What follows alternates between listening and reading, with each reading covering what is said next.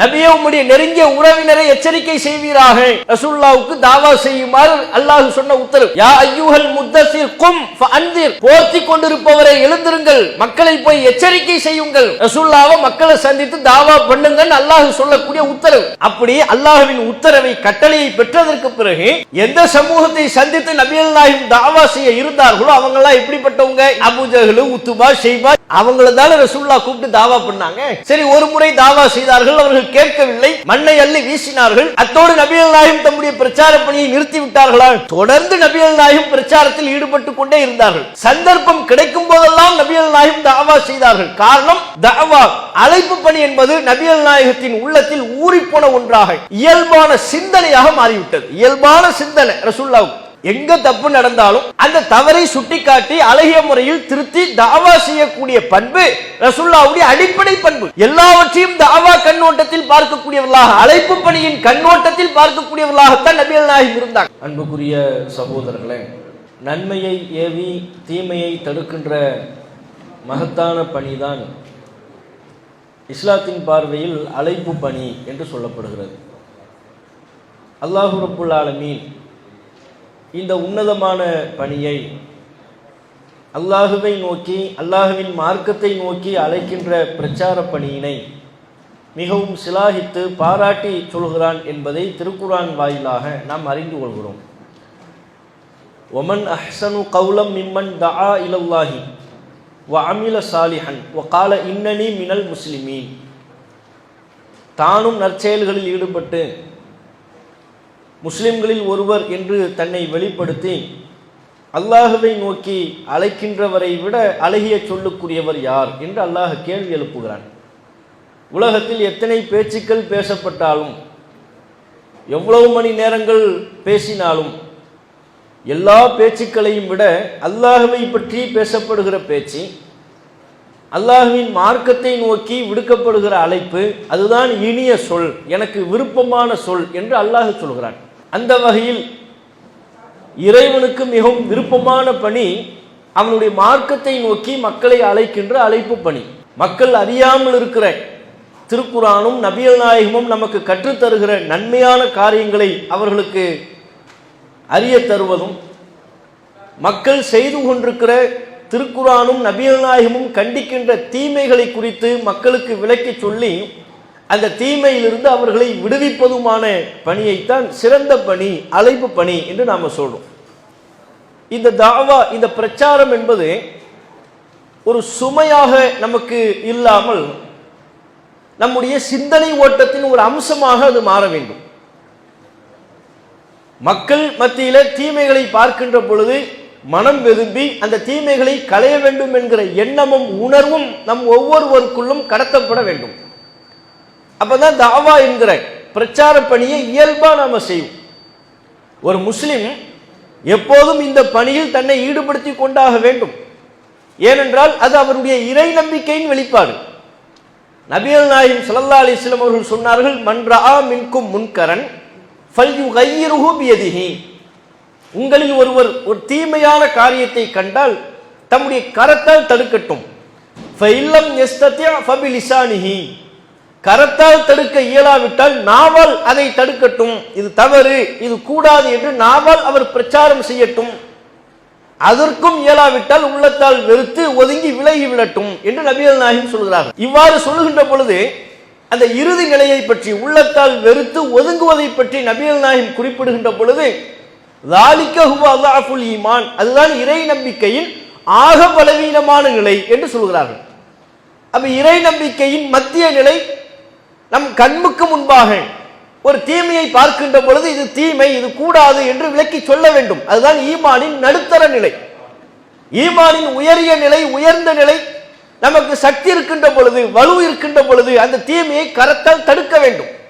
தீமை நிகழாத வண்ணம் தடுப்பு நடவடிக்கையில் ஈடுபட வேண்டும். அதுதான் ஈமானின் உயர்ந்த நிலை. இதில் நாம் புரிந்து கொள்ள வேண்டியது, பிரச்சாரம் என்பது, தாவா என்பது குறிப்பிட்ட ஒரு சாராருக்கு சொந்தமான ஒன்றல்ல.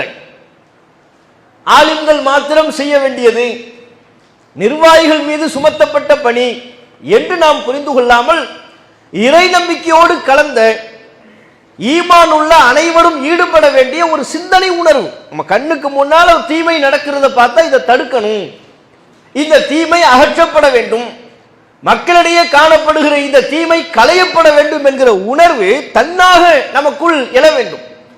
அந்த உணர்வின் வெளிப்பாடாக நாமே அந்த தீமை குறித்து பிரச்சாரம் செய்யக்கூடியவர்களாக மாறுவோம். ஆனா இன்னைக்கு தாவா பிரச்சாரம் என்பது எப்படி மாறிவிட்டது என்றால் ஒரு சுமையாக பார்க்கக்கூடிய ஒரு நிலை மாறிவிட்டது. பிரச்சாரம் பண்றதுன்னா சுமை. இஸ்லாத்தை மக்கள் மத்தியில் எடுத்துரைக்கக்கூடியவர்கள், அவர்களில் அதிகமான கணிசமான நபர்களிடத்தில் பிரச்சாரம் செய்யக்கூடிய ஒன்றை எப்படி பார்க்கிறோம்? சுமையா நம்ம பார்க்க ஆரம்பிக்கிறோம். நமது ஊர்ல ஒரு அனாச்சாரம் நடைபெறுகிறது, மார்க்கத்திற்கு முரணான ஒரு நிகழ்வு நடைபெறுகிறது என்றால் அதை தவறு என்று விளக்கி சொல்ல வேண்டிய பொறுப்பு நமக்கு இருக்கு. அவ்வாறு சொல்ல வேண்டும் என்கிற ஒரு நிலை ஏற்படும் பொழுது அதை ஒரு சுமையாக சிரமமாக நாம் பார்ப்போமேயானால் நம்முடைய சிந்தனை ஓட்டத்தில் தாவா இல்லை அப்படின்னு அர்த்தம். நபிகள் நாயகம் ஸல்லல்லாஹு அலைஹி வஸல்லம் அவர்களை அல்லாஹ் ரப்பல் ஆலமீன் இறை தூதராக தேர்வு செய்தது மார்க்கத்தை மக்கள் மத்தியில் எடுத்து சொல்லுவதற்காக. இந்த மார்க்கத்தின் நபிகள் நாயகம் ஸல்லல்லாஹு அலைஹி வஸல்லம் அவர்களுக்கு வழங்கப்பட்ட இஸ்லாமிய மார்க்கத்தின் முதல் அழைப்பாளர் நபிகள் நாயகம் தான். அவங்க தான் தாவா செய்யக்கூடிய ஒரு தாயி. மக்கள் மத்தியில போய் தாவா செய்து அதிகமான நபர்களை இஸ்லாத்தை நோக்கி அழைக்கக்கூடியவர்களாக நபிகள் நாயகம் இருந்தார்கள். இன்னைக்கு நாம என்னென்ன தடைகளை காரணங்களை சொல்கிறோமோ இது எல்லாவற்றையும் விட பன்மடங்கு தடைகளும் காரணங்களும் ரசூலுல்லாவுக்கும் இருந்துச்சு. நீங்க ரசூலுல்லாவுக்கு அல்லாஹ் இஸ்லாத்தை கொடுத்து மக்கள்கிட்ட போய் பிரச்சாரம் பண்ணுங்க, அன்திர் அஷீரத்தக்கல் அக்ரபீன், நபியே உம்முடைய நெருங்கிய உறவினரை எச்சரிக்கை செய்வீராக. ரசூலுல்லாவுக்கு தாவா செய்யுமாறு அல்லாஹ் சொன்ன உத்தரவு. யா அய்யுஹல் முத்தஸிர் கும் ஃபஅன்திர், போர்த்தி கொண்டிருப்பவரை எழுந்திருங்கள், மக்களை போய் எச்சரிக்கை செய்யுங்கள். ரசூலுல்லாவை மக்களை சந்தித்து தாவா பண்ணுங்கன்னு அல்லாஹ் சொல்லக்கூடிய உத்தரவு. அப்படி அல்லாஹ்வின் உத்தரவை கட்டளையை பெற்றதற்கு பிறகு எந்த சமூகத்தை சந்தித்து நபிகள் நாயகம் தாவா செய்ய இருந்தார்களோ அவங்க எல்லாம் எப்படிப்பட்டவங்க? அபூஜஹல், உத்துபா, ஷைபா எல்லா கேஸும் அங்க இருந்துச்சு இல்ல, அவங்கள தானே ரசூலுல்லாஹ் கூப்பிட்டு தாவா பண்ணாங்க. சரி, ஒரு முறை தாவா செய்தார்கள், அவர்கள் கேட்கவில்லை, மண்ணை அள்ளி வீசினார்கள். அத்தோடு நபிகள் நாயகம் தம்முடைய பிரச்சார பணியை நிறுத்தி விட்டார்களா? அல்லாஹ் நிறுத்த சொன்னானா? தொடர்ந்து நபிகள் நாயகம் பிரச்சாரத்தில் ஈடுபட்டு கொண்டே இருந்தார்கள். ஒருவர் பேர் ஒருவராக இஸ்லாத்தை நோக்கி நபிகள் நாயகம் அழைத்துக் கொண்டே இருந்தார்கள். சந்தர்ப்பம் கிடைக்கும் போதெல்லாம் நபிகள் நாயகம் தாவா செய்தார்கள். காரணம், தாவா அழைப்பு பணி என்பது நபிகள் நாயகத்தின் உள்ளத்தில் ஊறிப்போன ஒன்றாக இயல்பான சிந்தனையாக மாறிவிட்டது. இயல்பான சிந்தனை ரசூலுல்லாஹ் எங்க தப்பு நடந்தாலும் அந்த தவறை சுட்டிக்காட்டி அழகிய முறையில் திருத்தி தாவா செய்யக்கூடிய பண்பு ரசூலுல்லாஹ்வுடைய அடிப்படை பண்பு. எல்லாவற்றையும் தாவா கண்ணோட்டத்தில் பார்க்கக்கூடியவர்களாக, அழைப்பு பணியின் கண்ணோட்டத்தில் பார்க்கக்கூடியவர்களாகத்தான் நபிகள் நாயகம் இருந்தாங்க. தன்னிடத்தில் பணிபுரியக்கூடிய ஒரு இளைஞர் சின்ன சின்ன ஹெல்ப் பண்ணுவாரு, உடம்பு சரியில்லாம வீட்டில் இருந்தாரு. அவரை ரசூலுல்லாஹ் பார்க்கறதுக்கு போனாங்க. அந்த நேரத்தில் ரசூலுல்லாஹ் அவருக்கு தாவா செய்தார்களா இல்லையா? மரண தருவாயில் இருக்கிறார். அவரை பார்த்து நபிகள் நாயகம் ஸல்லல்லாஹு அலைஹி வஸல்லம் அவங்க அஸ்லிம், இஸ்லாத்தை ஏற்றுக்கொள் என்று சொன்னார்கள். காரணம், தன்னோடு எப்போதும் பணிபுரியக்கூடிய நபராக இருந்தாலும் அவருக்கு ஏதேனும் ஒரு சந்தர்ப்பத்தில் இஸ்லாத்தை அவருடைய உள்ளத்தில் புகுத்தி விட வேண்டும், இஸ்லாம் சொல்லக்கூடிய கருத்துக்களை அவருக்கு எடுத்து சொல்லிவிட வேண்டும் என்கிற ஆசை எண்ணம் ரசூலுல்லாஹ்வுக்கு இருந்தது. அதனாலதான் எங்க சந்தர்ப்பம் கிடைச்சாலும் ரசூலுல்லாஹ் அந்த தாவா செய்யக்கூடிய வாய்ப்பை விட்டுறலை. ரசூலுல்லாஹ்வை நேரா போய் செய்வாங்க. தம்மிடத்தில் வருபவர்களுக்கு ரசூலுல்லாஹ் தாவா செய்வாங்க. கேட்கிறவங்களுக்கு நேரம் ஒதுக்கி நபிகள் நாயகம் அவர்கள் மார்க்க கருத்தை எடுத்து சொல்வார்கள். தம்மை சந்திக்க வரக்கூடிய தூதுக்குழுவினருக்கு நபிகள் நாயகம் மார்க்கத்தை சொல்வார்கள். எல்லா வகை தாவாவையும் நபிகள் நாயகம் ஸல்லல்லாஹு அலைஹி வஸல்லம் அவங்க கவனம் செலுத்தினாங்க. ஒரு நபித்தோழரை பற்றி ரசூலுல்லாஹ்வுக்கு சொல்லப்பட்டது. அப்துல்லா என்கிற நபித்தோழர், அவர் இரவில் தூங்குவதில்லை, முழித்துக் கொண்டே இருக்கிறார், இரவு முழுக்க தொழுது கொண்டிருக்கிறார், பகலெல்லாம் நோன்பு நோக்கிறார், ஒரே மூச்சில் குர்ஆனை ஓதி முடிக்கின்றார், வணக்க வழிபாடுகளில் எல்லை மீறுகிறார் என்கிற கருத்தில் ஒரு நபித்தோழரை பற்றி நபிகள் நாயகத்திடம் புகார் சொல்லப்பட்டது. அப்படி சொல்லப்படும் பொழுது நபிகள் நாயகம் ஸல்லல்லாஹு அலைஹி வஸல்லம் அவங்க இயல்பிலேயே தாவா சிந்தனை இருந்ததுனால, அப்படியா, அப்ப அதை சரி செய்யணுமே அவருக்கு போய் நாம சுட்டி காட்டணும். அந்த செய்தியை கேட்டதும் நபிகள் நாயகம் அவருடைய இல்லத்திற்கே சென்றார்கள். புகார் என்ன? தொழவே மாட்டாருங்கிறது புகார் இல்லை. இன்னைக்கு புகார் வர்றதா இருந்தா என்ன, தொழுகிறதே இல்லை, பள்ளி பக்கமே பார்க்க முடியல, இது புகாரா இருக்கும். அங்க புகார் என்ன? அவருக்கு இரவு முழுக்க தொழுது கொண்டிருக்கிறார். அடுத்த புகாரு ஒரே மூச்சுல குரானை ஓதி கொண்டிருக்கிறார். இன்னைக்கு நமக்கு யாருக்காவது அப்படி புகார் வருமா? எப்ப பார்த்தாலும் குரானும் கையுமா அலைகிறாருங்க, அப்படியே புகார் வரும். செல்போனும் கையுமா அலைகிறாரு, அப்படி புகார் வரும். அவருக்கு என்ன, எந்நேரமும் இரவு முழுக்க குரானை ஓதி கொண்டிருக்கிறார், தூங்குறதுக்கு நேரம் ஒதுக்குறது இல்லை. இதான் விஷயம். அப்புறம் ரசூலுல்லாஹ் நேரம் அவரை போய் சந்தித்து, அப்துல்லா இப்படிலாம் உங்களை பத்தி தகவல் வருது, அது உண்மையா அப்படின்னு கேட்டு கன்ஃபார்ம் பண்ணிக்கிறாங்க. உண்மையா, எனக்கு உங்களை பற்றி சொல்லப்பட்ட செய்திகள் உண்மைதானா? நம்மளா இருந்தால் முதல் ஃபேஸ்புக்கில் எழுதி தட்டிடுறது, 5000 பேருக்கு அனுப்பி வைக்கிறது. அதுக்கப்புறம் தான் அது உண்மையான்னு செக் பண்ணுவோம். அது உண்மையான்னு கேட்குறாங்க. ஆமாம், அப்படித்தான் நான் செய்து கொண்டிருக்கிறேன். உடனே ரசூலுல்லாஹ் அவருக்கு தாவா செஞ்சாங்க. அப்படிலாம் செய்யக்கூடாது, தூங்கணும், தூங்குற நேரத்தில் தூங்குங்க. குரான் ஓதுறதுக்குன்னு ஒரு லிமிட் இருக்கு, அந்த நேரத்தில் இந்த எல்லையை வகுத்து கொண்டு குரான் ஓதுங்க. குரான் ஓதி முடிப்பதற்கு ரசூலுல்லாஹ் அவருக்கு நாட்களை நிர்ணயித்தார்கள். ஒரு வாரத்திற்கு குறைவாக நீங்கள் குரானை ஓதி முடிக்க கூடாது இப்படின்னு அவருக்கு ஒரு லிமிட் சொன்னாங்க. காரணம், அவர் எல்லை மீறி சென்ற காரணத்தினால், தன்னுடைய உடலுக்கு செய்ய வேண்டிய கடமைகளை அவர் குறைத்து கொண்டு வணக்க வழிபாட்டில் ஈடுபட்ட காரணத்தினால். நோன்பு டெய்லியெல்லாம் நோன்பு வைக்காதீங்க, உடம்ப பார்த்துக்குங்க. மாசத்துல 3 நோன்பு போதாதா அப்படின்னாங்க. அமா யக்ஃபீக மின் குல்லி ஷஹ்ரின் ஸலாஸத்து அய்யாம், ஒரு மாதத்தில் 3 நோன்பு நோக்க மாட்டீர்களா, அது போதாதா உங்களுக்கு? மாசத்துல 3னா எப்போ? உபரியான நோன்பு, ஒரு மாசத்துல 3 நாள். அப்ப அவர் சொன்னார், அல்லாஹ்வின் தூதரே, மாசத்துல 3, ஏன்னா அவர் எப்போ எப்படி வச்சுக்கிட்டு இருக்கிறார் நோன்பு? தொடர்ச்சியா ஒவ்வொரு நாளும் வைக்கிறார். அப்ப மாசம் 30ன்னு வைங்க, 30 நாள் வைக்கிற ஒரு ஆளுக்கு ரசூலுல்லாஹ் என்னன்னு சொல்றாங்க, 3 நாள் பத்தாதா? அவர் இல்ல பத்தாது, எனக்கு 3 நாள்லாம் பத்தாது, எக்ஸ்ட்ரா இன்னும் கொஞ்சம் சொல்லுங்க, இன்னும் கொஞ்சம் எனக்கு அனுமதி தாங்க. சரி, மாசத்துல 5 நாள் வைங்க, அது பத்தாதா? அதுவும் பத்தாது அல்லாஹ்வின் தூதரே, இன்னும் கொஞ்சம் அதிகப்படுத்துங்க. சரி, மாசத்துல 7 நாள் வைங்க, அது போதாதா? 7 போதாது, இன்னும் கொஞ்சம் இன்னும் அதிகப்படுத்துங்கன்னே கேட்கிறார்.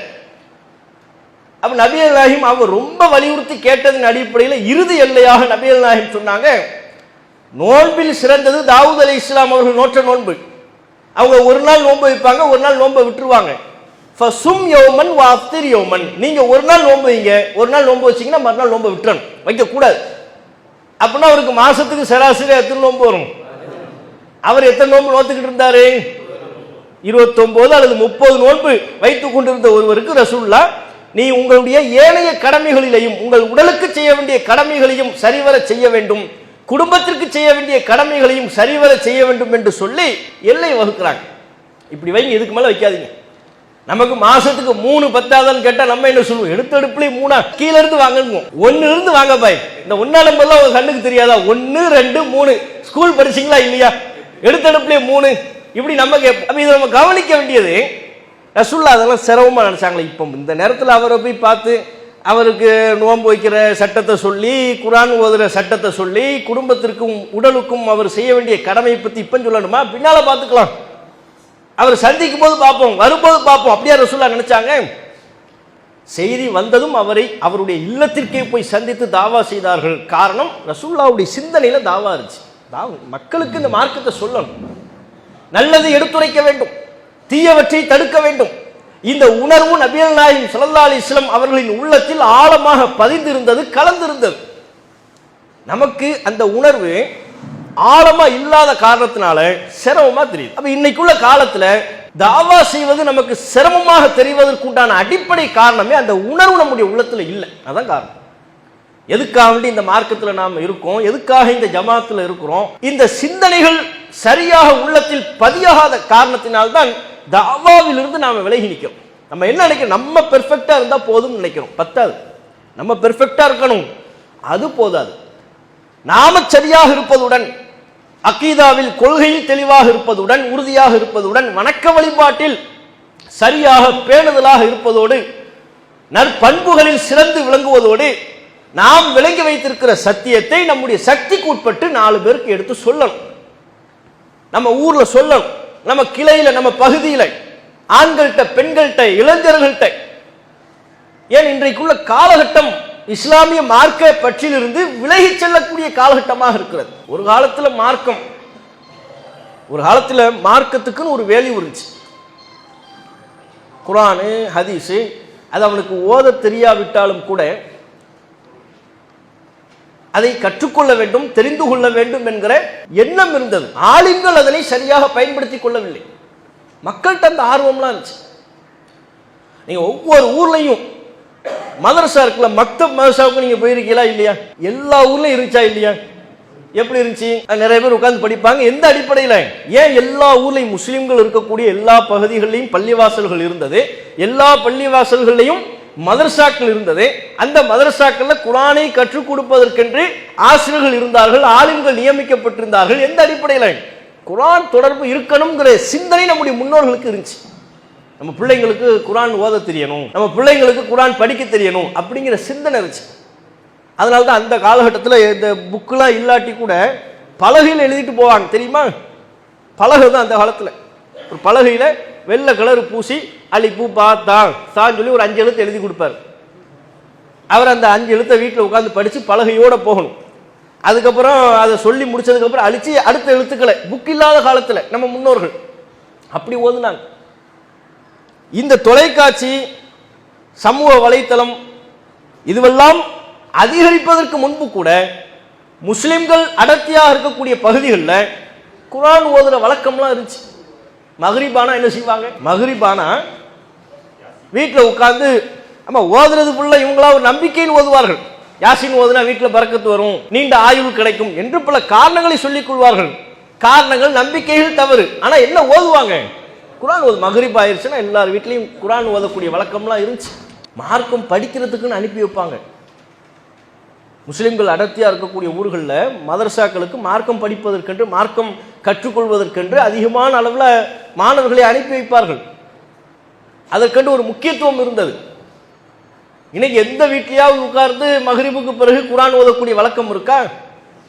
அப்படி அல்லாஹ்வினுடைய அருள் பெற்ற வீடுகள் எண்ணி விடலாம், விரல் விட்டு எண்ணி விடலாம், குறைந்த அளவில் இருக்கும். அரிதா சில பேர் இருப்பாங்க. அப்ப இன்னைக்கு மார்க்கத்தை விட்டு மக்கள் தூரமாகி போயிட்டு இருக்கிறாங்க. கொள்கையில தெளிவில்லாமல் போய் கொண்டிருக்கிறார்கள். ஒழுக்கக்கேடான காரியங்கள் முஸ்லிம் சமூக மக்கள் மத்தியில் அதிகரிக்கிறது. இந்த காலகட்டத்தில் தான் தாவாவினுடைய தேவை அதிகமா இருக்கு. நமக்கு சந்தர்ப்பம் கிடைக்கும் போதெல்லாம் நம்முடைய மர்க்கசுகளின் வாயிலாக அதற்கு அருகாமையில் இருக்கக்கூடிய வீடுகளில், அந்த பகுதிகளில் இருக்கக்கூடிய இளைஞர்கள் அவர்களெல்லாம் சந்தித்து தாவா செய்திருப்போமையானால் அதிகமான அளவில் இளைஞர்கள்ட்ட இந்த கொள்கையை கொண்டு போய் சேர்த்திருப்போம். நம்முடைய ஒவ்வொரு பகுதியிலையும் அதிகமான மக்கள் இந்த கொள்கையின்பால் வென்றெடுக்கப்பட்டிருப்பார்கள். தனிநபர் தாவா என்கிற ஒன்று இருக்குமையானால் நமக்கு அல்லாஹ் எல்லா செட்டப்பையும் தந்திருக்கிறான், மக்களை தந்திருக்கிறான், மார்க்க அறிவு அல்லாஹ் நமக்கு தந்திருக்கிறான். ஒரு குறைந்த சொற்பமான நேரத்தை ஒதுக்கி, ஒரு நாளைக்கு ஒரு 1 மணி நேரமோ 2 மணி நேரமோ ஒதுக்கி மக்களை சந்தித்து வீடு வீடாக சென்று தாவா செய்வதற்கு நாம ரொம்ப யோசிக்கிறோம். நம்மிடத்துல அல்லாஹ் ரப்புல் ஆலமீன் சத்தியத்தை தந்திருந்தும் நேரம் செலவழித்து இளைஞர்களை, பெரியவர்களை சந்தித்து இந்த மார்க்கத்தை பற்றிய செய்திகளை எடுத்து சொல்வதற்கு நாம் யோசிக்கிறோம். அப்ப நம்ம கிட்ட அர்ப்பணிப்பு இல்லைங்கிறது தான் ஆகுது. நபிகள் நாயகம் ஸல்லல்லாஹு அலைஹி வஸல்லம் அவர்கள் இன்றைக்கு இஸ்லாம் இவ்வளவு பெரிய வெற்றியை அடைந்திருக்கிறது என்று சொன்னால், நபிகள் நாயகம் பிறந்தது வளர்ந்தது அரபு தேசம். ஆனால் நபிகள் நாயகத்தை பின்பற்றக்கூடிய மக்கள் அரபு தேசத்தில் மட்டுமா இருக்கிறார்கள்? நம்ம என்ன அரபுகளா? நம்ம இருக்கிறது அரபு தேசமா? ரசூலுல்லாஹ் இந்த இஸ்லாத்தை ரசூலுல்லாஹ் முதன்மையா பிரச்சாரம் செய்தது எந்த பகுதியில்? அதை தாண்டி எவ்வளவு பூமி விரிவடைந்திருக்கிறது, எவ்வளவு விசாலமாக இருக்கிறது. உயிருக்கு உயிராக நபிகள் நாயகத்தை நேசிக்கக்கூடிய, இந்த மார்க்கத்தை நேசிக்கக்கூடிய ஒரு பெண்ணம்பெரிய கூட்டம் உருவாகி இருக்கிறது என்றால் இதன் பின்னணியில் மிகப்பெரிய அர்ப்பணிப்பு இருந்தது. சும்மா வளர்ந்துடல. அல்லாஹ்வின் தூதரின் உத்தரவுக்கு ஏற்ப தங்களுடைய வாழ்வை இந்த மார்க்கத்திற்காக அர்ப்பணித்தார்கள். ஆகவேதான் இஸ்லாம் வளர்ந்தது. நபிகள் நாயகம் ஸல்லல்லாஹு அலைஹி வஸல்லம் அவர்கள் சொன்னால் அதற்காக இந்த மார்க்கத்தை பல தேசங்களுக்கும் கொண்டு செல்வதற்காக தங்களுடைய இல்வாழ்வை அர்ப்பணிப்பதற்கு, தங்களுடைய உயிரை அர்ப்பணிப்பதற்கு தயாரானார்கள். அவங்க அவ்வளவு பெரிய தியாகம்லாம் பண்ண போய் தான் நமக்கு இன்னைக்கு சாத்தியமாகுது. நபிகள் நாயகம் ஸல்லல்லாஹு அலைஹி வஸல்லம் அவங்க யுத்தத்திற்கு அனுப்பி வைக்கின்ற பொழுது நபிகள் நாயகம் சொன்னாங்க, ஜெயித் அவர் தான் படை தளபதி. இன் குத்தில ஜெய்துன், ஜெய்து இப்னு ஹாரிஸா அவர் கொல்லப்பட்டு விட்டால் ஃபஜாஃபரும், அடுத்த தலைவர் யாரு? ஜாஃபர். ஒயின் குத்தில ஜாஃபரும், ஜாஃபர் கொல்லப்பட்டு விட்டால் அப்துல்லாஹி இப்னு ரவாஹா, அப்துல்லா பின் ரவாஹா அடுத்த தலைவர் அப்படிங்கிறாங்க. ஒரு படை தளபதி நியமிக்கணும்ல, அனுப்பி வைக்கும் போதே சொல்லி ரசூல் அனுப்பி வைக்கிறாங்க, இந்த படைக்கு தளபதி யாரு? ஜெயிது. அவர் கொல்லப்பட்டு விட்டால் ஜாஃபர், அவர் கொல்லப்பட்டு விட்டால் அப்துல்லா. அப்ப எத்தனை தலைவரை சொல்லி அனுப்பி வைக்கிறாங்க? 3 தலைவர். சொன்னபடியே நபிகள் நாயகம் ஸல்லல்லாஹு அலைஹி வஸல்லம் அவர்கள் அறிவிப்பு செய்தபடியே செய்து கொள்ளப்பட்டார். ஜாஃபர் இப்னு அபி தாலிப் ரலியல்லாஹு அன்ஹு அவர் தளபதி என்கிற கொடியை ஏற்றுக்கொண்டார், அந்த பொறுப்பை ஏற்றுக்கொண்டார். அவரும் கொல்லப்பட்டார். அப்துல்லா பின் ரவாஹா தலைமை தாங்கும் பொறுப்பை ஏற்றுக்கொண்டார். அப்துல்லா பின் ரவாஹாவும் கொல்லப்பட்டார். அதற்கு பிறகு தலைமை தாங்கியவர் யார்? காலித் இப்னுல் வலீத். நபிகள் நாயகம் சொன்னார்கள், காலித் நாம் அந்த பொறுப்பையே கொடுக்கல, அவர் எடுத்துக்கொண்டார் அப்படின்னாங்க. இந்த வரலாற்று செய்தி நமக்கு சொல்லக்கூடிய மிக முக்கியமான பாடம் எது? நபிகள் நாயகம் ஸல்லல்லாஹு அலைஹி வஸல்லம் அவர்கள் ஒரு படையை அனுப்பி வைக்கின்ற பொழுதே எப்படி சொல்லி அனுப்பி வைக்கிறாங்க? ஜெயிது கொல்லப்படலாம், ஜாஃபர் கொல்லப்படலாம், செய்து கொல்லப்பட்டு விட்டால் ஜாஃபர் என்று நபிகள் நாயகம் சொன்னால் அந்த சொல்லுக்கு ஒரு அர்த்தம் இருக்கிறது. அப்போ கொல்லப்படுற வாய்ப்பு இருக்கு, நம்ம போறது மட்டும்தான் உறுதி, திரும்பி வருவது உறுதி இல்லை, அதான அர்த்தம். அந்த அர்த்தம் தெரிந்தும் அவர்கள் சென்றார்கள் என்றால் எப்பேற்பட்ட அர்ப்பணிப்பு. நபிகள் நாயகத்தின் சொல்லின் மீது அவ்வளவு உறுதி கொண்டிருந்தார்கள். ஆனால் நபிகள் நாயகம் ஸல்லல்லாஹு அலைஹி வஸல்லம் அவர்கள் முன்னறிவிப்பு செய்த போதும் அதனை இன்முகத்தோடு ஏற்றுக்கொண்டார்கள். அப்படியா, அல்லாஹ்வுடைய பாதையில் கொல்லப்பட்டா ஓகே, கொல்லப்பட்டா அவ்வளவுதான். அவ்வளவுதான் சொல்றது ஒரு விஷயம் இல்லைங்க, நம்ம சொல்லிட்டு போயிடலாம். இப்ப நம்ம நினைச்சு பாருங்க, இன்றைக்கு பிறகு நமக்கு ஒரு வாழ்க்கை இல்லை, அத்தோடு நம்முடைய வாழ்க்கை முடிந்து விடுகிறது என்று நமக்கு முன்பே தெரிந்தால் எப்படி இருக்கும் நம்முடைய மனசு? அதை ஏற்றுக்கொண்டு துணிந்து அந்த பாதையில் அந்த பயணத்தை தொடர்வது என்பது சாதாரணமான விஷயமா? அதை ஏத்துக்கிட்டு போனாங்களே, அப்படியா ஓகே, நான் அந்த கொடியை ஏத்துக்கிறாரு பாருங்க அவரு. அதுக்கப்புறம் ஜாஃபர் இப்னு அபி தாலிப் அவரும் ஏத்துக்கிறார். தயங்கிட்டு இருக்கணும்ல, ஆஹா இந்த தளபதி பொறுப்பை ஏத்துக்கிட்டோம்னா அடுத்து நம்மளை தான் வெட்டுவாங்க, நம்ம தான் ஜாவம், பயப்படவே இல்லை, ஏத்துக்கிட்டார். அவரும் கொல்லப்பட்டார். அடுத்து அப்துல்லா பின் ரவாஹா அவரும் கொல்லப்பட்டார். இந்த நேரத்தில் யாருமே அந்த தளபதி என்கிற பொறுப்பை ஏற்காமல் இருந்திருக்கலாம், அப்படித்தானே? அப்போ நபிகள் நாயகம் ஸல்லல்லாஹு அலைஹி வஸல்லம் அவங்க சொல்றாங்க பாருங்க, நம்ம பொறுப்பே கொடுக்கலான்னா யார் ஏற்றுக்கொண்டார்? காலித் இப்னுல் வலீத் ஏற்றுக்கொண்டார். அதுதான் தாவா, அதுதான் அர்ப்பணிப்பு. தாவா செய்யக்கூடிய பணிகள் பொறுப்புகள் என்பது நம்மின் மீது சுமத்தப்படுவதில்லை, நாமே விரும்பி செய்வது. அப்போ நபித்தோழர்களுடைய அர்ப்பணிப்பு தியாகத்தை எல்லாம் நம்ம எண்ணி பார்க்கணும். நபிகள் நாயகம் ஸல்லல்லாஹு அலைஹி வஸல்லம் அவர்கள் தாவாவுக்காகவே தம்முடைய வாழ்வை அர்ப்பணித்திருந்தார்கள். இறுதி வரை, இறுதி மூச்சு வரை ரசூலுல்லாஹ்வுக்கு தாவா தான். மௌத்தாகும் போது கூட அந்த தருணத்திலையும் ஓரிரு வார்த்தைகளைத்தான் பேச முடியும் என்கிற நிலையிலையும் நபிகள் நாயகம் ஸல்லல்லாஹு அலைஹி வஸல்லம் அவர்கள் பயன்படுத்தி கொண்டது எதற்காக? தாவாவுக்கு தான். தம்மை சுற்றிலும் உள்ள நபி தோழர்களுக்கு நபிகள் நாயகம் அஸ்ஸலா அஸ்ஸலா, தொழுகை தொழுகை என்று சொன்னார்கள். 2 வார்த்தை தான் பேச முடியும், வார்த்தைகளை கோர்த்து பேசக்கூடிய நிலையில ரசூலுல்லாஹ் இல்லை. அந்த நிலையிலையும் கூட நபிகள் நாயகம் தம்முடைய குடும்பத்தாரிடம் பேச வேண்டும் என்று ஆசைப்படலை, தம்மை சுற்றிலும் உள்ள தோழர்களுக்கு மார்க்கத்தை பற்றி சொல்ல வேண்டும், தொழுகையை வலியுறுத்த வேண்டும் என்பதற்காக அஸ்ஸலா அஸ்ஸலா என்று சொன்னார்கள். இதுதான் தாவாவினுடைய உணர்வு. இந்த உணர்வு நமக்கு இருக்குமையானால் இதுல உள்ள பல சிரமங்கள் அசௌரியங்கள்லாம் இருக்கும், அது நமக்கு ஒரு பெரிய வேலையா தெரியாது. சில கேள்விகள் கேட்டாலே நம்ம என்னவாகிறோம்னா சஞ்சலப்பட்டு இந்த பொறுப்பு வேண்டாம், இந்த தாவா வேண்டாம் அப்படின்னு தாவாவிலிருந்து விலகிறோம். அப்படி இருக்கக்கூடாது. எல்லாத்திலையுமே சிரமங்கள் இருக்கும், எல்லாவற்றிலையும் கஷ்டங்கள் இருக்கும். அதற்காக ஒரு நன்மையான பணியிலிருந்து நாம் நம்மை விடுவித்துக் கொள்ளலாமா?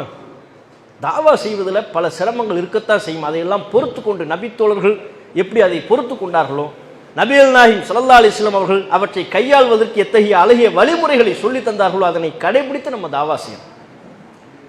தாவா செய்வதற்குரிய வாய்ப்பு கிடைக்கலன்னு சொன்னால் அந்த வாய்ப்பை நாம் ஏற்படுத்தணும், அதற்காக வருத்தம் கொள்ளணும். பல நபித்தோழர்கள் இளம் வயதிலேயே, இப்னு உமர் ரலியல்லாஹு அன்ஹு அவர்கள் பத்ர் யுத்தத்திற்கு செல்வதற்காக வேண்டிய அனுமதி கேட்டார்கள், அனுமதி மறுக்கப்பட்டது, அதற்காக வேண்டி வருத்தப்பட்டாங்க.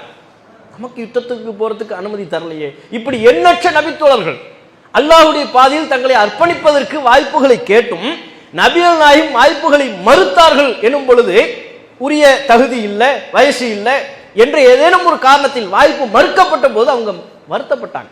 நமக்கு இந்த வாய்ப்பு இல்லையே, அவருக்கு இந்த வாய்ப்பு சென்று விட்டதை, இவருக்கு இந்த வாய்ப்பு சென்று விட்டதை, அப்படியான ஒரு எண்ணத்தோடு நாம் இந்த தாவாவை அணுகுவோம். அல்லாஹ் அருள் செய்வானாக என்று கேட்டு என்னுடைய உரையை நிறைவு செய்து கொள்கிறேன். வாஹிர் தாவானா அல்ஹம்துலில்லாஹி ரப்பில் ஆலமீன். அஸ்ஸலாமு அலைக்கும் வரஹ்மத்துல்லாஹி வபரகாத்துஹு. அல்லாஹு அக்பர். அல்லாஹ்